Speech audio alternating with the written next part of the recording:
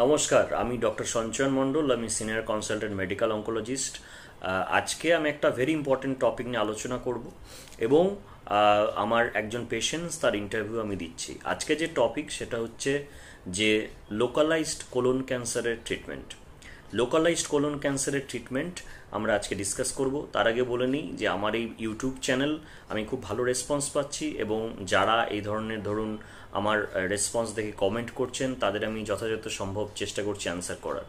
তো এই আমার এই ক্যান্সার অ্যাওয়ারনেস এডুকেশন ডেফিনেটলি আপনারা আরও স্প্রেড করুন, ফ্যামিলি ফ্রেন্ডসদের সাথে শেয়ার করুন, যাতে তারাও এই জিনিসটা সম্বন্ধে অবগত হতে পারে, নলেজ বাড়াতে পারে এবং ক্যান্সারের যে ভীতি ট্রিটমেন্টের সেইটা যেন তাদের কেটে যায়।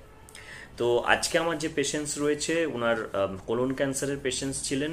আমি কোলন এবং রেকটাম দুটোই ডিসকাস করছি যে লোকালাইজড কোলন ক্যান্সার এবং রেকটাল ক্যান্সারের কি ট্রিটমেন্ট রয়েছে। জেনারেলি আমরা লোকালাইজড বলতে বুঝি যে কোনো ডিজিজ যদি সেটা সেই জায়গাটায় সীমাবদ্ধ থাকে তাহলে আমরা বুঝি সেটা লোকালাইজড ডিজিজ।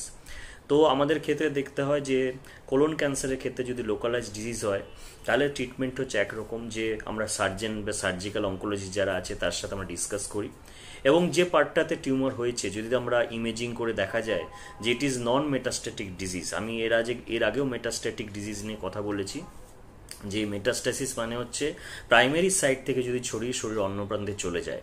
কিন্তু যদি দেখা যায় ইট ইজ লোকালাইজ ডিজিজ, সীমাবদ্ধ রয়েছে, তাহলে প্রাইমারি সার্জারি করে আমাদের অ্যাডজুভেন্ট থেরাপি দিতে হয়। অ্যাডজুভেন্ট মানে হচ্ছে সার্জারির পর যে থেরাপিটা দিতে হয় কেমোথেরাপি, সেটাকে বললাম সার্জারি করে অ্যাডজুভেন্ট থেরাপি।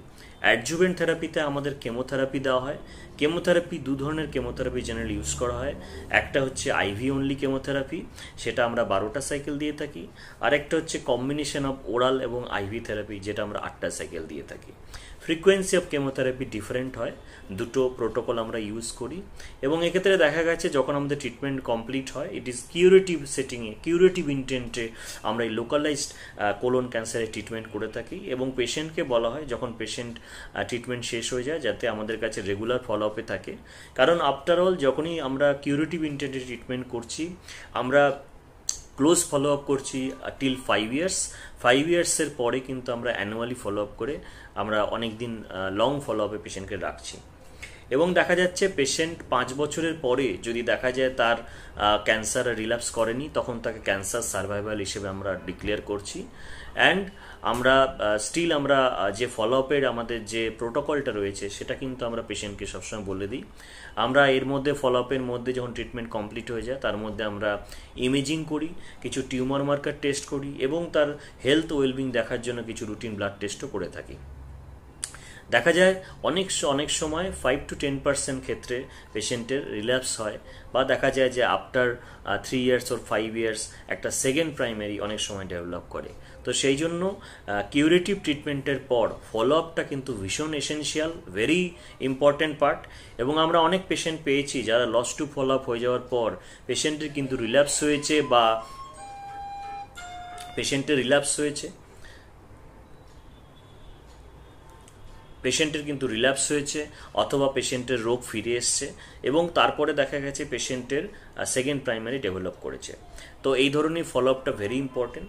এবার আসা যাক রেকটাল ক্যান্সার ট্রিটমেন্ট। রেকটাল ক্যান্সারে যদি লোকালি অ্যাডভান্স স্টেজে থাকে এবং যেটা নন মেটাস্ট্যাটিক, যেটা সেম যেটা আমি বললাম যে আমাদের নন মেটাস্ট্যাটিক মানে ইমেজিং করে যদি দেখা যায় সেটা শরীরে অন্য জায়গায় ছড়ায়নি, তাহলে কিন্তু আমরা টোটাল নিউ অ্যাডজুভেন্ট থেরাপি দিয়ে থাকি, যেটার মধ্যে সংমিশ্রণ কি থাকে, একটা কিছু সাইকেলস আমরা কেমোথেরাপি দিয়ে থাকি, কেমোথেরাপির পর আমরা হচ্ছে কেমো প্লাস রেডিয়েশনের থেরাপি দিয়ে থাকি এবং তারপরে আমরা সার্জারির দিকে যাই। সার্জিক্যাল অঙ্কোলজিস্টের সাথে আমরা ডিসকাস করে আমরা সার্জিক্যাল কনসালটেশন করে surgical resection that part, tumour part, এবং সেটা বার করে নেওয়ার পরে দেখা যায় যে আমরা পোস্ট সার্জারি আমরা কিছু অ্যাডজুভেন্ট থেরাপি দিয়ে থাকি।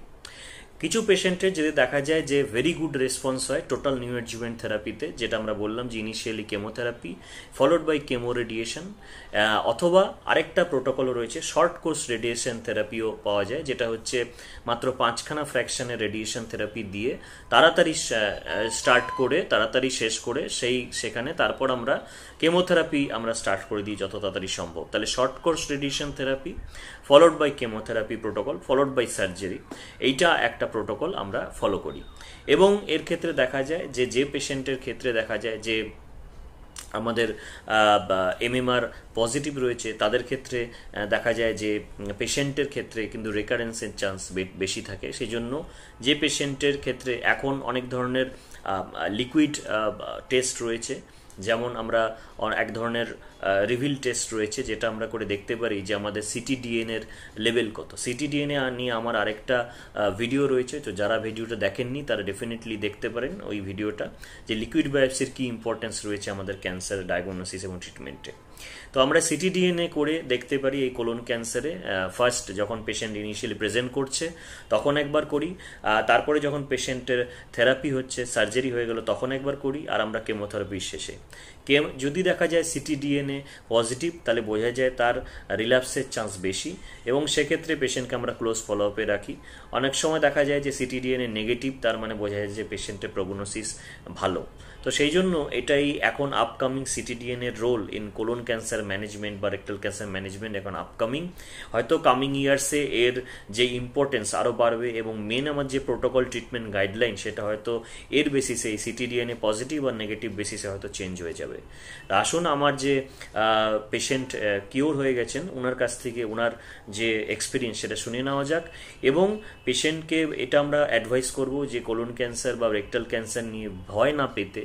এখন অনেক ধরনের ট্রিটমেন্ট অ্যাভেলেবেল আছে। আপনারা যদি আর্লি স্টেজে যে সাইনস অ্যান্ড সিমটমস নিয়ে আমি আগে ডিসকাস করেছি সেগুলো নিয়ে আসেন, আমরা আর্লি স্টেজে ধরলে কিন্তু এই লোকালাইজ ট্রিটমেন্ট করে আমার কিউরেটিভ ইন্টেন্ট আমি ট্রিটমেন্ট হসপিটালে ডক্টর সঞ্জয় মণ্ডলের আন্ডারে সঞ্জয় মণ্ডল একটা আবার টেস্ট করতে দিলেন, ওই ক্যান্সার টেস্টের জন্য। উনি ওটা গুজরাট থেকে হয়ে আসলো, সেম রিপোর্ট পাওয়ার পর তারপর আমার আস্তে আস্তে 8খানা কিমো চললো। কিমোতে আমি যেটা বলতে পারছি, হয়তো আমার প্রথম যখন স্যার বলল যে আপনার 8খানা কিমো চলবে, একটু ভয় পেয়েছিলাম। কিন্তু যখন আমি প্রথম শুরু করলাম কিমো দিতে, কিন্তু ভয়ের কোনো কারণ নেই। কেউ আমি অন্তত মানে বলছি আপনারা কেউ কোনো ভয় পাবেন না, একদম সুন্দর স্বচ্ছভাবে এই কিমোটা হওয়ার পর এখন আমি মোটামুটি 8টা হয়ে যাওয়ার পর স্যারের কাছে আসলাম। স্যার বললো এখন আপনি একদম ফুল অ্যান্ড ফিট, এখন আমি আগের থেকে অনেক সুস্থ, অনেক ভালো আছি। এই বলে ধন্যবাদ জানিয়ে স্যারকেও আমি একটু প্রণাম জানালাম। হ্যাঁ, বাবা যেটা বললো একদম পারফেক্টলি অলরাইট। আপনারা প্রত্যেকেই আসুন। I personally recommend Sanjay Mondal about all this things. কোনো ভয় নেই। ক্যান্সারটা এমন নয় যে ক্যান্সারটা হলেই সঙ্গে সঙ্গে মানে যেটা আগে ছিল যে cancer is opposed to death, but in this new generation it is not actually. If you go with a proper doctor, if you go with a proper medicine, then cancer is not the end of your life. It might be a disease, but it can be curable. So don't get scared. Come over and take a new life.